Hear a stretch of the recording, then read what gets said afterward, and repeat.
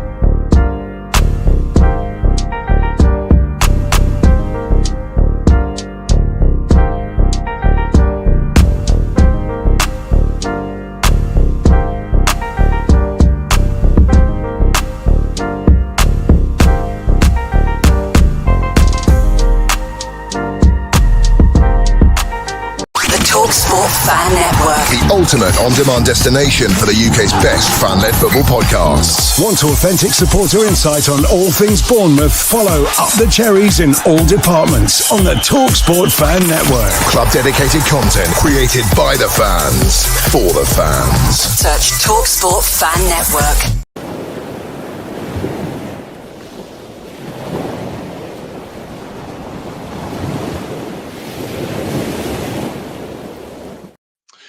Good morning, good afternoon, good evening, wherever in the world you're watching us from, wherever in the world you're watching us on. I'll tell you what, that rhymes, don't it? That's good, that.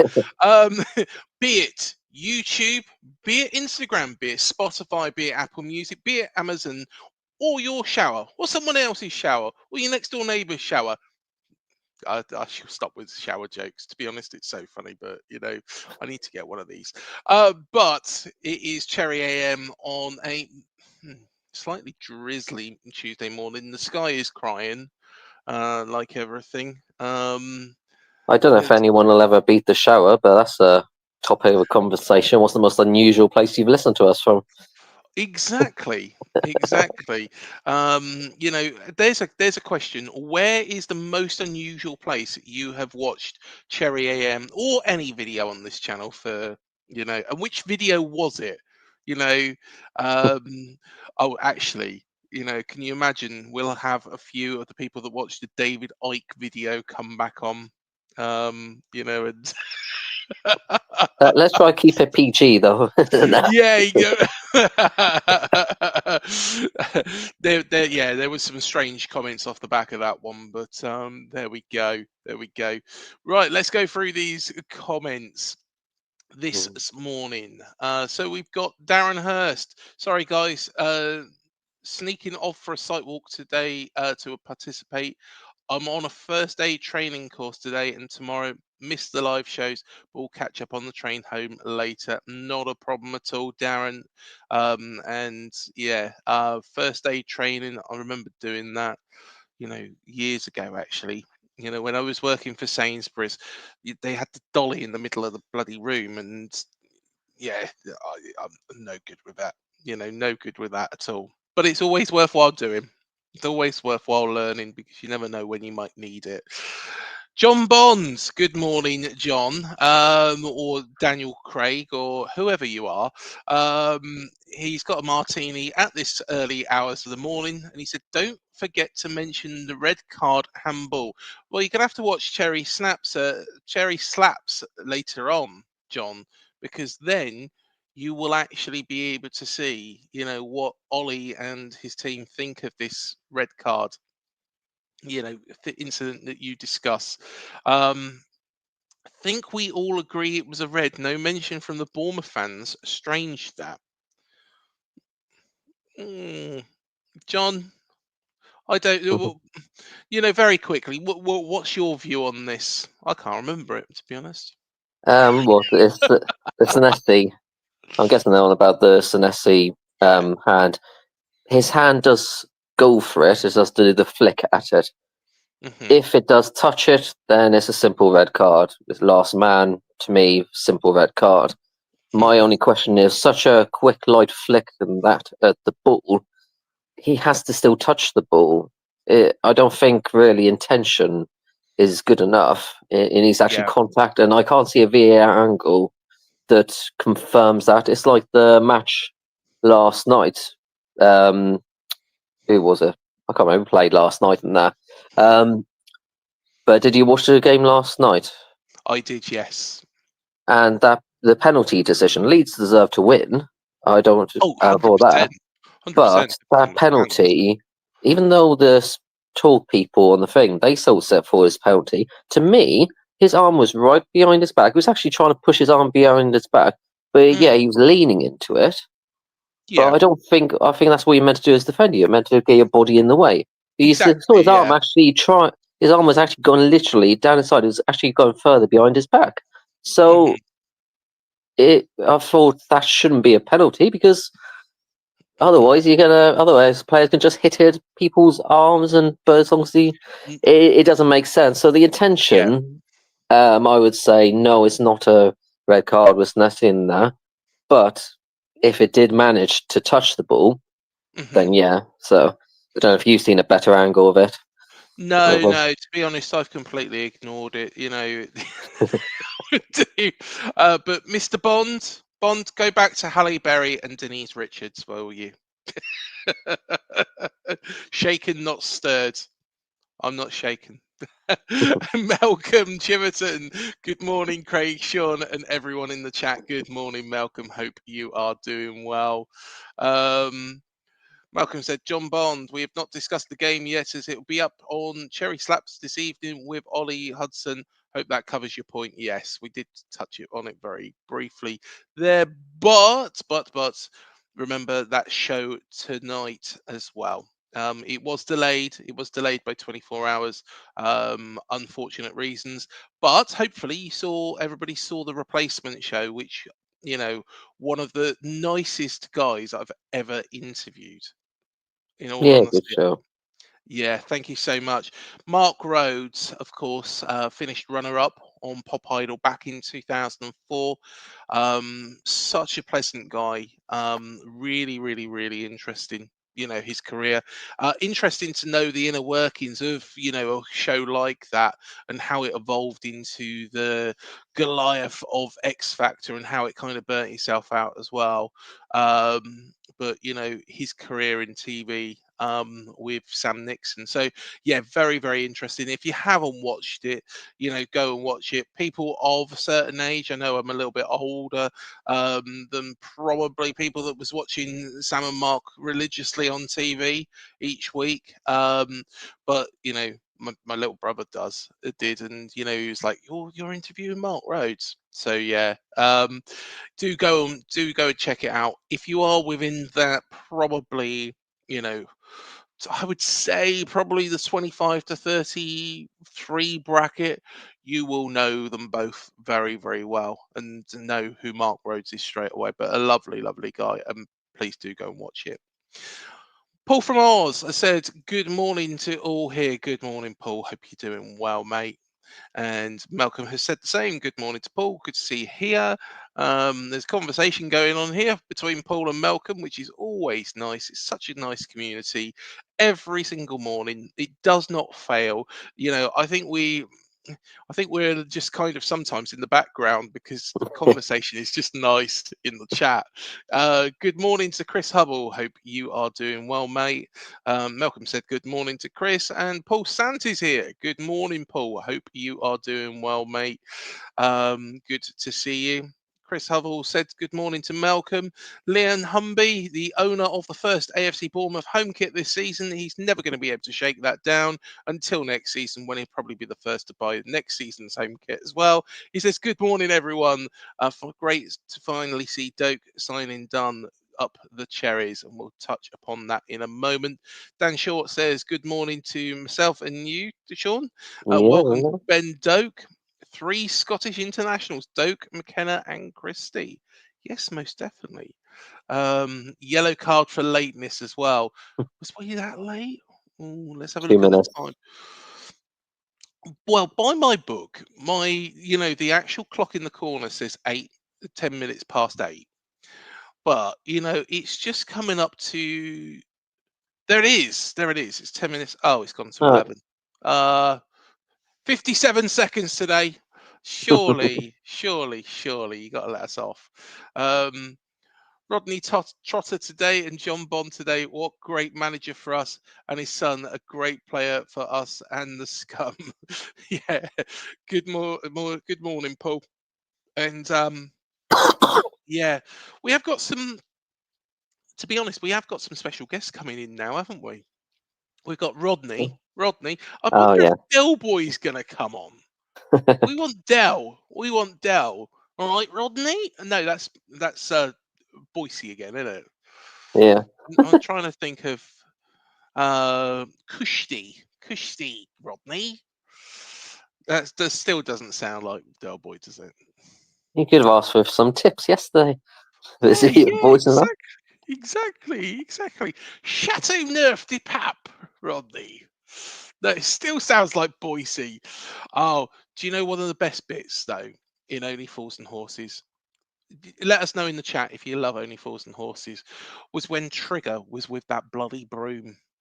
I can't Mm. remember which episode it was. I think it was the one with Batman and Robin. But he's like, I always trust my broom. I've had this broom for so many years. It's had 15 new handles and 25 new heads. And they just look and they're like, how's it the same bloody broom? Oh, Yeah. I think my thing with Only Fools and Horses, my favourite one was where Rodney was trying for a new job, and he was actually was talking to Adele on the phone and that. Oh, honestly, That was a funny scene. it's quality. Miami Twice is very, very good. If you've never seen that episode, that's really funny. Mm. Del Boy and Rodney in America. How they get there, I don't know. Dan Short said toilets, toilet break. There we are. Yeah, we'll put it down to toilets. Ray, why do I always say Ray Ticket? It's of course Paul from Oz. 8 degrees and drizzle here in Oz, in the Southern Highlands, where I'm from. Says Paul from Oz. It Yeah, never so seems to be nice weather down there at the moment. no. To be honest, I don't know what the temperature is, but I think it's warmer here. It just doesn't make sense. It's meant to be hot in Australia. Doug has agreed with you on that Everton game. He said never a penalty, and he's a Liverpool fan. Yeah, I just don't understand. It makes no sense. If that's the kind of penalty that's going to be given, then I would tell our strikers just whack it at the other player. To be fair, there was that incident a couple of years back against West Ham where Jordan Zamora was sliding in for a tackle, and his foot's reaching out, and his arms. Where does he put his arms? Because the ball's Well, that's the thing. fired. The ball clearly, I don't know with the whole handball with it. Yeah, It hit there. That's where it hit the top, right in the middle, the top part of yeah. the arm, I don't think that's a handball. which I thought it's right on the border of the sleeve. Yeah. So I would say that. But because he had his arm down on his side and it was moving actually behind his back. I mean, unless he's double arm thing or something like that, there's literally no way he could put it any further back. What's he meant to do? And we want to Newcastle. keep the game going and stuff. Well, Newcastle at home last season. Where we scored a legitimate goal at the end. I'm sure that was Dango, wasn't it, from memory now? The ball, has kind of been headed into Dan Burns' arm, and then they've given a free kick against Dango. It was all day long a goal that was, and yeah, Mm. it's a bit of an iffy one last night as well. Good morning from Melbourne, says David DaCosta. Good morning, David. And good morning to Paul. He said hi to Dave as well. And we do have our special guest as well. It's agree regarding the penalty at least. Interpretation is so mixed from one ref to another. this is the problem. It's the consistency, and yeah, I completely agree with you on that. That's that is the biggest. That's the biggest problem. That is the biggest problem with regards to football at this moment in time, is the consistency, Pete. So yeah. Yeah, I was going to say with consistency is obviously the biggest issue of VAR with something like that. You have to use a bit of common sense. Say with a penalty with the Leeds things, use common sense. That's clearly not a penalty. But the thing is, it's always opinionated because the commentators, I can't remember on match day or whatever it is, Oh, are straight after the game and that they both went to as a penalty. I don't know how, but they were saying yeah. it's a penalty. Makes no sense to me. But it's like I was going to say this with the whole 8-second rule, though, that you can't exactly always follow the rules with it because I Yeah. think for it to work, the ref needs to have that as an option. Because I was saying with the 8-second, Agree. if you have a goalie that catches a long ball and then falls on it slowly and then, lays down, goes into the ball, then looks up, looks left, right, then starts slowly getting up. Obviously, they're taking the piss and they need that 8-second to kick in there. But if they come in from a corner and then they do the same kind of thing, but there's like 20 players around them and stuff like that, you need to give them a bit more of a chance to do the 8 seconds. So I say I Agree. do like this 8-second rule and that, as long as the fans and that don't go as soon as they literally catch the ball, start the 8 seconds. It's got to be think what's around. You've got to use common sense. So if they use common sense, I think that 8-second rule as well. I think that would be a good thing. Yeah, if it's not broken, don't fix it. But it's becoming a little bit farcical, the game now. It really is. And I think personally, like interviewing managers and players mid-game, about a goal they've just scored, it's just stupid. And then on yellow cards, and it's Mm. technology's ruining the game. And to be honest, they still haven't got it right even yesterday. Mhm. Dan Short said that I haven't seen it yet. Yeah, you wait until you see it. It's a weird one.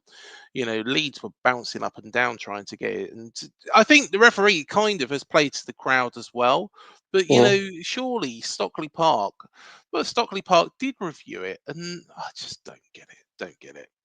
that's right. Um, Give a credit to Leeds. Leeds did deserve to win, but yeah, yeah, exactly. just penalty shouldn't have happened. I thought Everton were terrible. Yeah, I say Everton and West Ham are not the best start really. No, I think both teams are possibly going to be in trouble. Update on the Amin Adli deal. Both parties have agreed the deal of 30 million, but Bayer waiting on getting a replacement in first. Yes, I was. This is what I was reading as well this morning. So, yeah, as Malcolm says there, Adley looks like he's coming in, but there's a little bit of time. Um, and then Chris is thanking Malcolm for the news there, I believe. Sorry, I'm falling a little bit behind there, I think, with the conversation. And the best English TV for me was Monty Python. Oh yes, Mm. yes, we're talking. Yeah, we are talking something now. So yeah, Been a while good. since I watched it. Oh yeah, it has been me as well. Has been me. Only Fools and Horses seems to be on repeat a lot more than Monty Python, to be fair. Malcolm has said, I'm going to struggle Oh saying god, these here comes the names. name. Alalochi from Monaco and Bayanote from Brighton. So this is the players that Leverkusen are looking at. Oh yes, this is who Leverkusen are looking at. Sorry, and Chris has said, okay, thanks to Malcolm. Right, cool.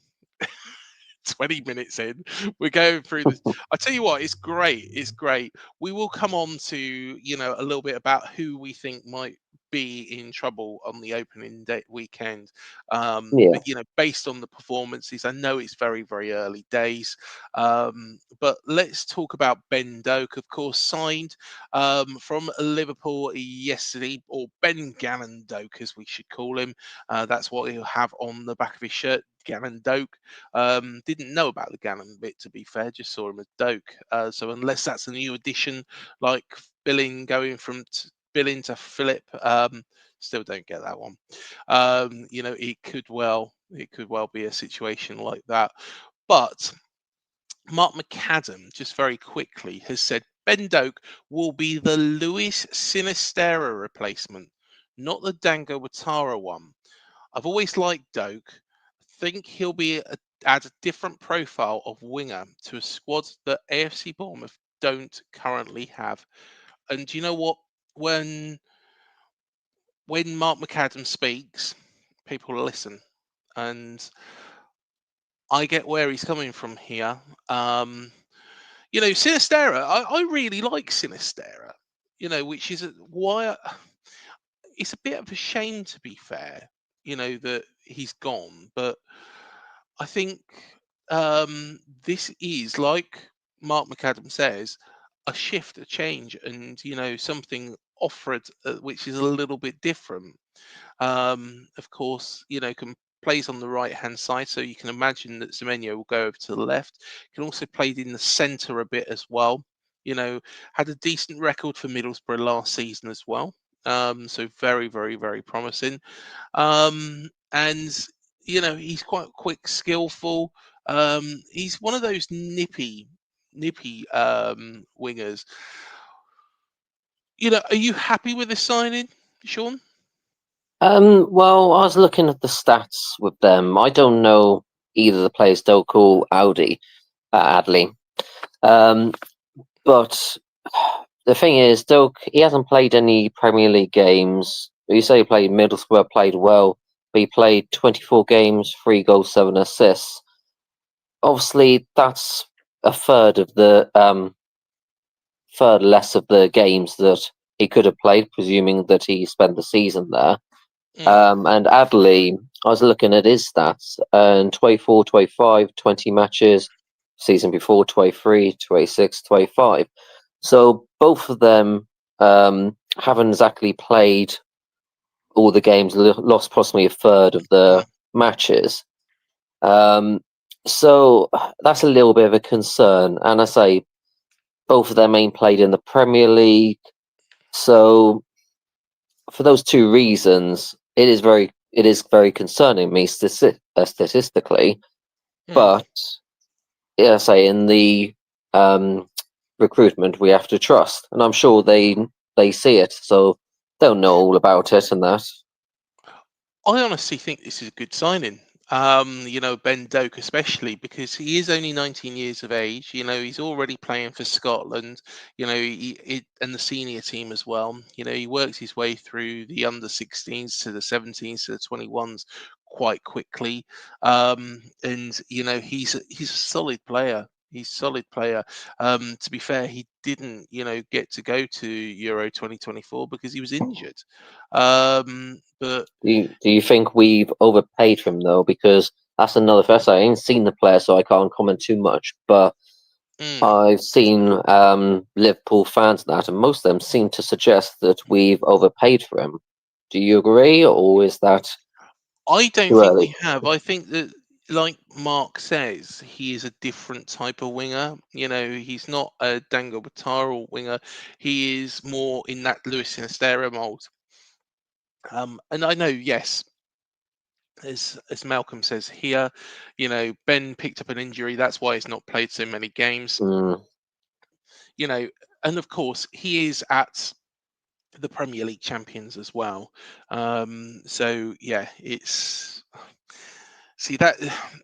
that's the thing as well. If you start your career at Liverpool, and I know all these players and all these youngsters want to start at the very, very top, but if you start at the very, very top, and this is why we'll be an attractive proposition, because there is still a chance if you're good enough to get into the Bournemouth side. Whereas Liverpool, you have to be something exceptional to get into their squad because they're always signing, they're always evolving. You even look at the likes of Harvey Elliott and of course Ben Doak, and those sort of players, have played in their youth setup. They've been trying to get into that first team, and because of the Goliath now that Liverpool are, it's very much impossible. So this is what is going to make us attractive once we get this academy sorted. But yeah, I think it's a sensible signing. And now 20 million in this day and age with add-ons, I don't think it's overpaying really. Paul said when watching Christie for Scotland, saw Doak for Scotland, he was brilliant. We're in for a treat, guys. Yeah, agree, Paul. Agree. I think we'll be surprised once he gets so many games under his belt. Hopefully we're not going to see a recurrence of an injury, but I'm sure that's a one-off. He's a young lad, who's going to go far in the game. Paul Sant said they both play the high press game, especially Adley, or Audi, or how everybody wants to call him. Yes, very, very true. Adley is a little bit older as well, but yeah, Yeah, very exciting. 25 years. He is, yes, and we shall see when that's going to get completed, because that is, what Malcolm said there is what, seems to be the official line as well. So Adley does look like he's coming in, but we might just have to wait till we see him in the cherry shirt a little bit longer. Yeah, I said in the My early part of the concerning season, players, I was going to say in the early part of the season, I said we're going to have to heavily rely on the background staff finding these players and that. And so far, certainly along the defensive line, by going in the Liverpool game, I thought so far our defensive line has been, if anything, improved for me personally. I know it's only one I game so wouldn't far. say. So, I it's think Traffair looks very, very good and Trofe's, solid in that for me is position. better than Kirkes at the moment. I think Traffair is very, very comfortable. He's a great signing, absolutely brilliant signing. I feel a bit sorry for Julio Sola because at the end of the day, I thought he Yeah. would possibly, get his chance, but it doesn't look like he's going to get that for a little while yet. But if he persists, if anything happens, touch wood, nothing will happen to Traffair. But if anything does happen, I think he will get his chance.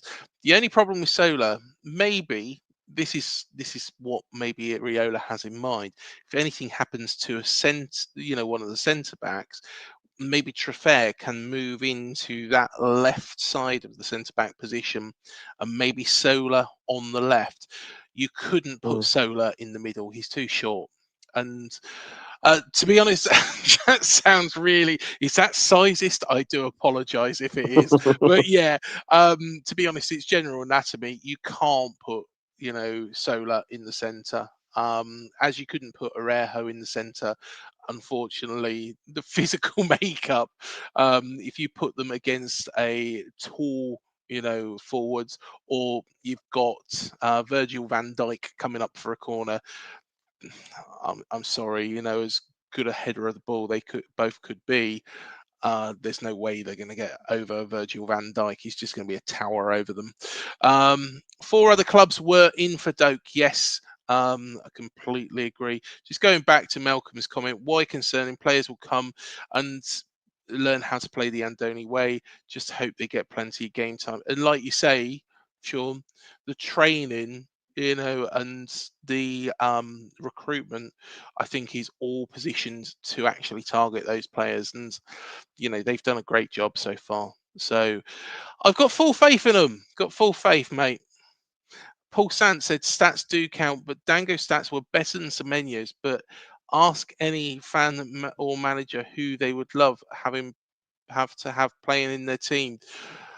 Yeah, see, this is the thing. Maybe Keith Andrews, maybe Keith Andrews has watched your video, Sean, with me. Maybe he's Yeah. gone. Oh, actually, Sean's got a very good point here, and then he's bloody signed him. See, you've shot us in the Yeah, foot, Sean. Oh, no, I'm joking. I'm joking. I'm yeah, pretty I'm getting called sure from that. managers all the time these days. Yeah. Next time when a Brentford manager calls, though, Sean, just tell him to piss off. Uh, Although saying that, it was a case of scratching your head and thinking, "Who's this? Keith Andrews?" You know. Don't he play for managed Dog and Duck Athletic? Sorry, Keith, if you're watching. But yeah, I do agree. Dango's stats were a bit better than Semenyo's, but Semenyo's been what a start! What a start! yeah, Maybe Semenyo's watched your video and thought, right, I better up my game here. as I said, Dango stats were slightly better to me, more of a team Yeah, player than that. But quite frankly, whether it's Semenyo, whether it's Dango, if they can finish their chances, that's mean absolutely nothing. I say exactly. Semenyo, he had 3 shots, 2 on target, scored 2 goals. It doesn't matter if he passes it to any other player. If he does those stats for goal for the rest of the season, he'll do better than Harlan or whatever it is by the end of the season. So yeah, just keep him. So he just needs to keep going. Erling, we're coming for you. That's our only defeat this season up at Anfield. There you are. And we're That's doing what better than they last season. I'd say a 4-2 loss to Liverpool is better than a 3-0 loss to Liverpool. So I'd say we're doing very, better than very last true. season. Yeah, better than the season, a couple of years back as well. Yeah, just Going to tad. Anfield and 9-0. Oh, it was bloody painful. It was bloody painful. Right, I tell you what, let's go over. Of course, everybody's watched Match of the Day. I hope now everybody watched our game. I most definitely hope. I hope everybody saw part of yesterday's game. But looking at the Premier League table, of course, we are in the bottom half, but arguably we have had the toughest fixture out of everybody on the opening day of the weekend. Who were you impressed with and who were you not impressed with on this opening weekend, Sean? I would say Sunderland, obviously. Yeah, They done excellent performance. Um, I would say you can only play the team in front of you. Leeds done a brilliant performance there, but even when we played in summer series and that, I was a bit concerned about Everton, and obviously he's carried that on.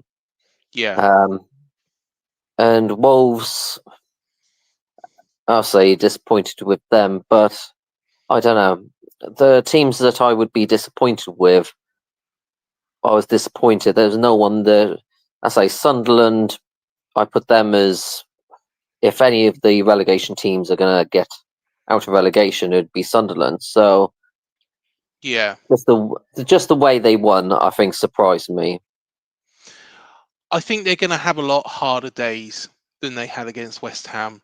West Ham were incredibly weak, you know, Mm. incredibly weak, embarrassingly weak, in fact. Don't take it away from Sunderland. I think Reggie Labrie is a very, very good manager up in the northeast, and I think Sunderland are going to do all right. I think they're the most likely of the teams that have been promoted to stay up. In all honesty, their lineup looks good. They've spent a bit of money. I don't think they've gone ridiculously mad though. And I think they're going to be all right. Granit Xhaka being there, for example, I think might actually be, a bit of a masterstroke from Reggie Labrie. So yeah, I think Sunderland are looking very very good.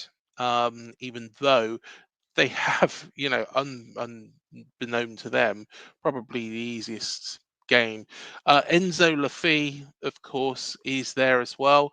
He did play 15 minutes. Enzo Lafay was somebody who was at Lorient with Reggie Labrie. God, it all rhymes, doesn't it? Enzo Lafay, Reggie Labrie. Um, Reggie Labrie, of course, was from Lorient as well. So Bill Foley will know a little bit about him. But West Ham, what a mess! What an Yeah, absolute I'd say with mess! Premier League teams that I'm most concerned to get relegated, I don't know if you'd say these four is Wolves, Everton, West Ham. Mm, Who was the other one? Wolves, Everton, West Ham. I I can't remember think now. Brentford, Oh, Brentford Brentford. as Yeah, well. Yeah, that's Brentford's going to they're be in the there. ones I think if you can have a Premier League relegated so far, it looks like any Mm. of those four is the most of the threat. I saw a West Ham fan going absolutely bonkers at Callum Wilson, and to be honest, Callum Wilson only had 19 minutes. Um, this is a very Mm. good point from Malcolm. It is only one game. Ask the question after 6 games, and we'll have more knowledge. Yes, most definitely, Malcolm. But it's just Hey, you gotta fun. ask.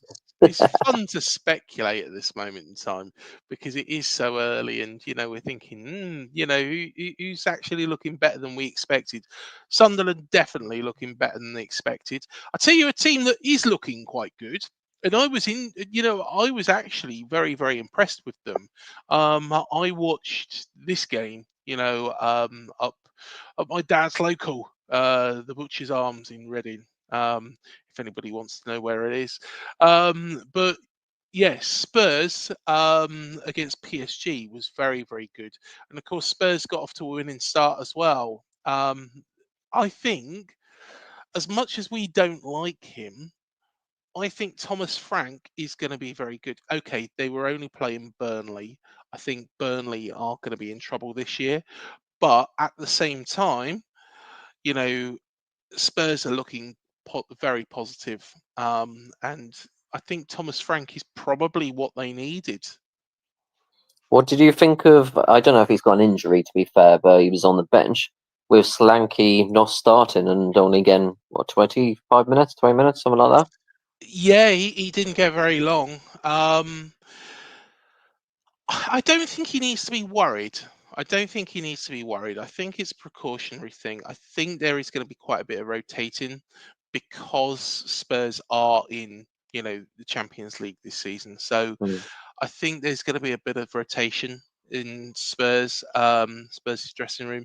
Of course, they did have that game, before the start of the season, which was a tough one against PSG. They did push PSG all the way. They should have won that game. They should have closed it out. It was literally, I think it was like, on the 94th minute, PSG equalised. So incredible. Oh no, it wasn't. It did it go to extra time? I'm trying to think now. I don't know, I didn't watch it, so I can't comment Yeah, on it. I'm trying to think now. One too many shandies. But yeah, I'll put that. That's what I'll put it down to. But Spurs looking very, very, very good. And I think that they're going to be in there. But the other team as well you mentioned from last night, and one other team that I do want to mention as well. I wouldn't worry too much about Wolves. I think Wolves will probably come good. I think Wolves will be okay, but I didn't think much of Brentford, in all honesty. Yeah, And I thought Everton, were incredibly poor. To be honest, that result flatters them.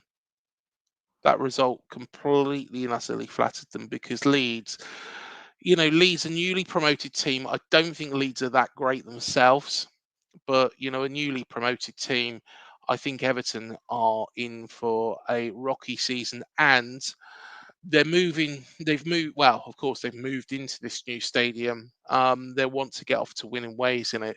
When they play there, I believe they're playing there on Saturday. um, yeah, he got the stats written down for me that game. I think it's like yeah, 25 shots Leeds had compared to like 5 for Everton. It's something Everton ridiculous. didn't even have a It's shot that. in the first half. I don't think they even No, tested. I don't think they did, if I remember. Him. And they've got Brighton at home next week. The problem is that it's going to feel a bit like an away game for them because even though it is a new stadium, then sometimes teams find it a little bit rocky to actually get going at their new ground. So Everton, I think, need to be a bit careful. They have got David Moyes. He's wily. I think he might get them okay. Um, but Brentford, I just didn't really see much in Brentford either. I think they was missing a focal point, a bit of a. Dango. Yeah, so hopefully Dango can step in there. Not on our thing, but yeah, I think Yeah, I wish he'll be a Dango useful well, player but for them. I think that they're going to struggle. Mm. I really do. I really do. They have got some quality though in that side. They got the likes of Rico Henry. They got Fabio Carvalho still. And you look at their team and you think, well, actually, they've still got the makings of a decent side. But let's be honest, Forest you know, just ran them over quite quickly, Mm. and it was only a penalty that really got them back into it. So yeah, let's just have a quick look through some of these comments because it's always interesting to speculate. Like Malcolm says, it is only one game. Ask the question after 6 games. Yes, most definitely.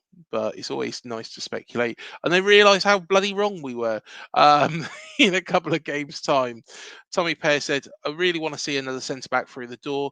Loved Diakite, but we need a bit more depth. I agree with you there. I think Hill's a good defender. I think Senesi is probably going to come good. I think he's feeling. I don't know. Maybe he's feeling a little bit rusty because of losing his place to Howson for so long. When, to be honest, he only lost his place to Howson because of injury. But when you got a player that good in the ranks, and they then take their chance against Spurs, scoring a goal within, I think it was about 10 minutes, then you're going to struggle. So controversial thing I'll say Mm, is that I would actually, of the defence, Hill is the one that I wouldn't have dropped starting agree. lineup. Agree. So I would, Totally. given what's happened, I would switch Senesi and Hill personally. Yeah. That's a controversial take as well by Paul Sant. Solanke would now struggle to get in our starting lineup. With Evan Nilsson's form, I say can't go too much game, but even in pre-season, Evan Nilsson hasn't stepped up really yet. Mm. So yeah, I I, could see that. I would still play Solanke up front. Dom is, he's got that killer instinct. He's a solid forward who finds, those positions, and he does the dropping back to bring other players in. I love Dom Solanke. I think he's a great player. And I think it took him a bit of time to get going here, but he's definitely got his career going now. And I think I would still give him the nod. But then again, that's just me. But yeah, as Malcolm says here, Evan Nilsson's work rate off the ball is excellent. Maybe the two of them up front together, that would be frightening for opposition teams. Interesting one here by Badger and Bournemouth fan. Man United looked better to me. Um, as much Yeah, as they can finish 15th. yeah, as much as people don't particularly like them, and I'm not the biggest fan of Manchester United, to be honest. They did play Yeah, better, but they yeah, always do. Well, same as a lot of the top teams, they seem to step up against each other, and then the consistency against the other teams they drop off. So see when they played a few of the mid-lower teams and see how they do. yes, definitely. Maybe Amarim's wheels will come falling off again. You never know. Never know. I think that they're going to be a little bit better this season, based on what I've seen so far. Paul from Oz said, well, Wednesday, the 7th of August, Bournemouth versus Brentford EFL Cup at Dean Court. Dango's return. Yes, Dango will be returning to Dean Court very, Probably. very quickly. And I think he'll probably play that game. Yes, he probably didn't expect that. He probably didn't want that. But yeah, it will be interesting to see, him back. And of course, against Brentford in the EFL Cup. Do you If know what? anyone's It's interested, I tied. think the tickets on season tickets it's already gone on sale for, I believe, the 1+ Has points it? goes on Wednesday. Don't quote me on that, but I believe There they we go are. on sale Wednesday. Go get your tickets now. Go get your tickets now. So there we are. Tommy has said, Eva's hold-up play is elite. We need to do more to capitalise on it. That might be the biggest problem, to be fair, is that we don't capitalise on Evan Nilsson's hard work. And, maybe you need somebody else up there to, kind of feed off that. So, I mean, it's controversial again, but to me, I would drop Evan Nilsson and put Krupe. I think he's a bit stronger, a little bit faster, and seems to be a bit better. And I can never remember his name, our development player that came on and scored the goal. Who was it against? Part of our Everton thing. Everton, wasn't it? Adewale? Day. I thought Yeah. he was, even compared to Krupe and that, I thought yeah, you know who I'm saying. I thought he was stronger, especially. So I would love to see him and Krupe play up front together. Maybe in that Brentford Cup game, that would be quite interesting to see. See how it pans out. Darren, hope you're doing well. Darren, hi guys. Better late than never. Yes, most definitely. Albeit we're not going to have too much time with you because, unfortunately, I'm going to have to do a team meeting in a little while. So I do apologise in advance for that. But we got a bit of time anyway. Malcolm has said hi. Hi, Darren. Done your mouth-to-mouth training. Um, it's just the way you put that, Malcolm. But yes, Darren, how did the first aid go? Isn't it? You'd have to do the chest pumps. You have to put your hands in like that sort of shape and press down, don't you? Yeah, no idea. They ain't done that for ages. I'm not going to say anything more because I probably get it completely and utterly wrong. So don't take my advice. That is not medical advice that I'm giving there. It probably kills somebody. I need to go and get my manual out. I have got it still from Sainsbury's all those years ago. Yes, season tickets holders tickets were on Yeah. sale yesterday. So yes, I think it's probably down to the points holders today. Then in that case, I think it's cool. Wednesday, but tomorrow. Yes, yeah. It's oh, it might be actually. Let's have a little look. See. A little question for the people as well. Go on. I put Semenyo, Dango as the wingers and Brooks as backup, maybe starter. If Sinistera goes and you think you got Winterburn, Christie, Tavernier, they generally always want to play as the 10 role in that. If Semenyo gets injured, Brooks gets injured, who's everyone's backup wingers? Because is it going to be the Adley or Doak? I say Doak hasn't played any Premier League games. Or would you move one of our current players to the wings? Because I say, when I was thinking about it, I'm not sure who I'm putting as the backup wingers now, especially if Sinistera's leaves. I got to be honest. I think for the starting 11, I think we have to go with the wingers that we played against Liverpool. I think even though yes we got beat by Liverpool, they are the best team in the country by a country mile. The main reason being is the quality they got going forwards, and also their strongest defence, which we seem to handle quite well. So I'd have to say we have to persist with Brooks and Semenyo. However,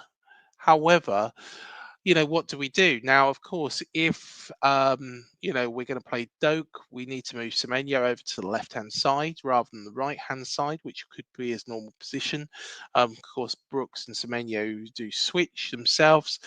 So I would have to say I would go, probably Doak as the backup winger at the moment. Tavernier, of course, play him down the centre. I think that will probably change when Justin's back. and can play a whole 90 minutes, I think that will probably change.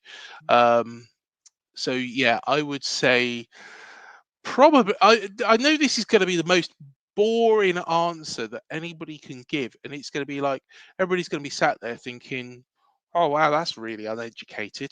But in all honesty, I'd keep it as it was against Wolves. I'd keep the side as it was. Um, you know, Paul Sant has said, this is due to first aid. He said, I have to do first aid every 2 years for my job. Would have to be Christie. We did have him on the wing originally, and that's Mm. uh, I don't not his know. best position. I think he's better down the middle. Yeah, I would keep him down the middle. He can interchange.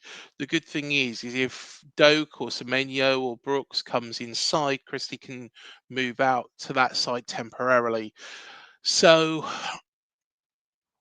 yeah, I would keep, to be honest, Paul, and of course it's just an opinion, I would keep him more yeah, central.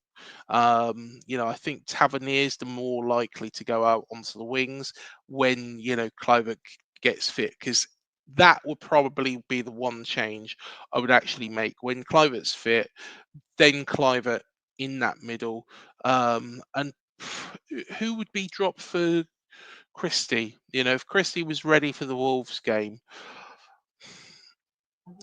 I think Christie is like the heartbeat of our side. I yeah. honestly do. Honestly do. Um, so I think we have to play him if he is fit. Do we try? I don't think we can drop Tyler Adams, really. Don't No, you think. can't drop Adams. No, I think the I'm trying only. to think. Who was actually on the free midfield? Because I know I I had think, me well, Alex Scott was the other. I think you're probably Scott going to have to go with Adams. Alex Scott, but I think Scott had a good game. I think Scott's been really, really good and solid. Who was the free triangle one? Scott Adams and who was the Um, third one? Oh, you got me going now. You've got me going. Tavernier. Tavernier was in the Tavernier. centre. So yeah, Yeah, Tavernier is definitely going to be out, but I I would think swap Tavernier for Christie. Tavernier for Christie. What would you not play Justin Kluivert? Because I think it's hard to No, drop I wouldn't Scott. play Cliver. I mean, Andoni's tried to play him on the wing as well. I know a Yeah. lot of people rate Cliver. For me, not so much. So yeah, I didn't ever add Mm. Cliver as me starting lineup and that. And against Wolves, the only change I would do um, possibly is changing Hill for Senesi. Yeah. It's an interesting debate and a very nice, conundrum to have really for Iriola. Um, you know, I I'll speak to Andoni and I'll speak to the managers and see. Yeah, it's a tough one, isn't it? It's a tough one. Malcolm said he's going to put Ollie Hudson in as number 10. Yeah, maybe I can't see it. When Darren the said, injuries get bad enough. yeah, exactly. Oh, hang on, Andoni's calling me now. Oh, hang on, where are we? Bear with. Hello, Andoni. Hello. What? I'm being called up. What as number 10? Tell Malcolm that it's me instead. Yeah, but Andoni, I'm 39. I'm an old timer. Do you really want me? I've got dodgy ankles as well. Fair enough. Make sure you get good signing on fee. Yeah, I will do. There we are. So you can put that in the rumours. Yeah, I'm going to sign for AFC Bournemouth. Actually, I don't It think broke here Andoni wants first. me anywhere near. Yeah, Andoni doesn't want me anywhere near the club. He'll be like, your ankle's knackered. No, off you go. Go home. Malcolm said, thanks for the laugh, guys. Got to go now. Have a great day, everyone. Yes, likewise, Malcolm. And I think we better wind up as well in a second because it is getting towards 9 o'clock. And I have to probably do some real work, but I love this show. I really, really enjoy it. Malcolm's got the new keeper's shirt, guys. He's in on Saturday. Yes. Malcolm, your backup goalkeeper. Hope you do. Hope you're okay with that. And Paul Sant says number 10 on the rotor for toilet cleaning. That's probably actually where I am. And to be honest, I can't, I'm not the world's best cleaner. So yes, I would probably be number 10 on the list after quite a few people. But there we go. There we are. I think we better wrap it up there. Sean, absolutely pleasure to have you on Cherry AM again this week. No doubt you'll be back next week. And of course, Ollie and Malcolm are here tomorrow. But yes, a little note for people, because I'm not on tomorrow, so I can't say that. The Bournemouth ladies down Ringwood tomorrow night, Wednesday night, 7:45 kickoff in the women's equivalent to the FA Cup against Bournemouth. Bournemouth Sports, I believe it is. Yes, yeah. So yeah, come on down and enjoy a game. There should be quite a few goals for us. Should be. So yeah, make sure everyone come on down. Definitely. And if it was anything like Billericay, there will be. Guys, thank you again. I won't be on tomorrow. It will be Ollie and Malcolm, but I shall see you very, very soon. And if you haven't watched it already, go watch that interview with Mark Rhodes. Absolutely lovely guy as well. So please do share the love and tell us what you think of that video. And also remember, Cherry Slaps is tonight, so you will see Ollie. But from me and Sean, thank you for joining us. We shall see you in the next one. Up the cherries. Up the cherries.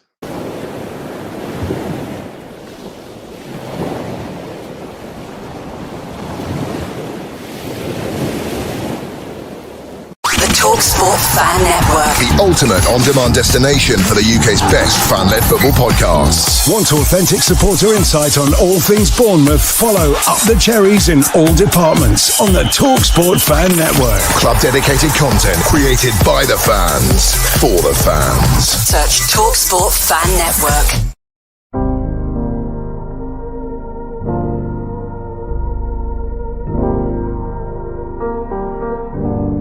I should be like you, Mel.